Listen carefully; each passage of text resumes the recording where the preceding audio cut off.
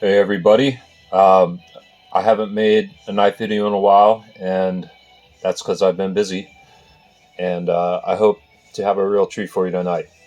I have not one, but two absolutely gorgeous debas tonight.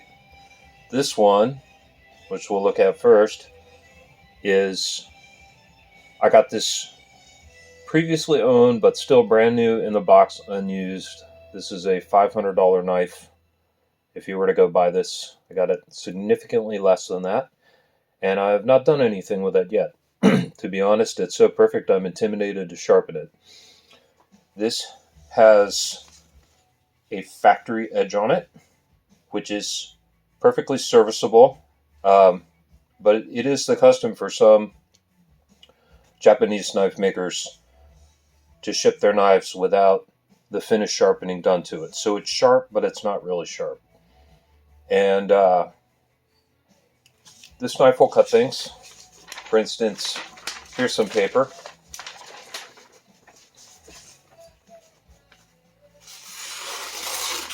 The knife will cut paper. It's sharp. Okay, it's a sharp knife. But y'all see me cut paper all the time, and onions and tomatoes, and I understand this gets boring after a while. This deba is heavily used. I got this one new, ironically for about the same price as the Masamoto. Or I should say I got this one used, secondhand. And this knife came to me not in bad overall condition, but it had been very, very badly sharpened over a period of time. This was used by somebody working in a restaurant. And it took me many hours of grinding by hand to finally restore the geometry of this thing and get it polished up. And I just finished it up today. So I have, excuse me, I have arranged what I hope will be an interesting demonstration in the sharpness differential between two very similar knives.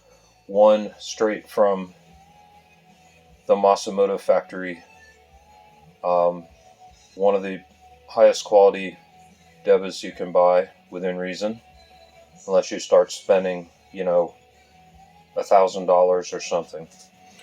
So thought, I'm always cutting paper, but what about something else? How about a rolled up towel? The YouTuber who got me interested in debas in the first place, because I had just happened upon a video of him restoring one time, shows off his sharp knives sometimes by cutting rolled up towels. And I've never tried it before, so I thought, hey, let's give this a whirl. So y'all can try this at home. Find an old dish towel or something you don't mind sacrificing. Make a nice roll out of it, and let's see what the Masamoto does. Factory edge, brand new out of the box.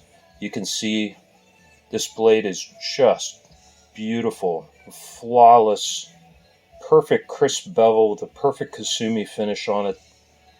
It's absolutely immaculate. Never been used. This will be the first time it ever cuts anything besides that paper. Alright, let's try this.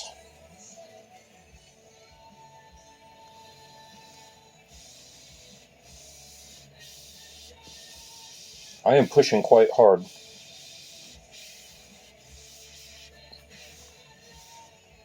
I think we're through. Nope, we're not quite through. Alright, and a little tear assist. So, we made a pretty clean cut. I mean, it only took me 15 or 20 sawing motions to get through it. And you just saw, right? This edge is sharp. You saw it sliced paper like it was nothing. It's a sharp edge. I mean, you could cut some food with this. Now, let's set this beauty aside and pick up this beast. This beast of a knife. This is a 240 millimeter knife. It's very thick. This knife weighs about 2 pounds. This is made for butchering large fish, basically.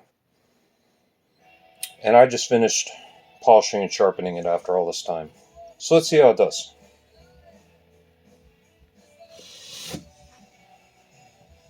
Oh, how about that? Let's see if that was a fluke.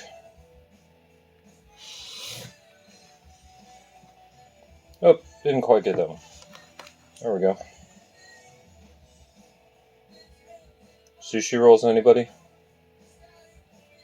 I'm going to have some nice little towel strips. I'm going to have to find something to do with them. Waste not, want not. I'll use them for polishing or something.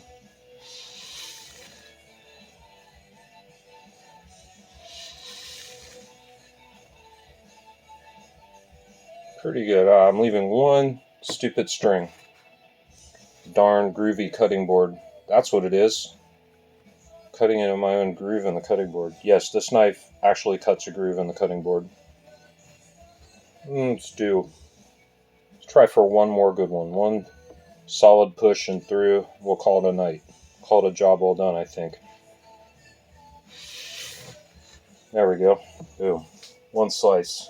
So, the difference between a perfect knife with a factory edge and a badly abused knife, but which has been properly sharpened, and demonstrating the kind of edge that one of these can take. So, if this blade will do that to a towel with one thrust, imagine what it will do to a piece of fish. And with that, I will sign off. I wish you all a good evening and happy knifing. And by the way, if any of you get curious and decide to try this trick at home with one of your knives, be sure and leave me a comment and tell me how it went. And until that time, I wish you a good night.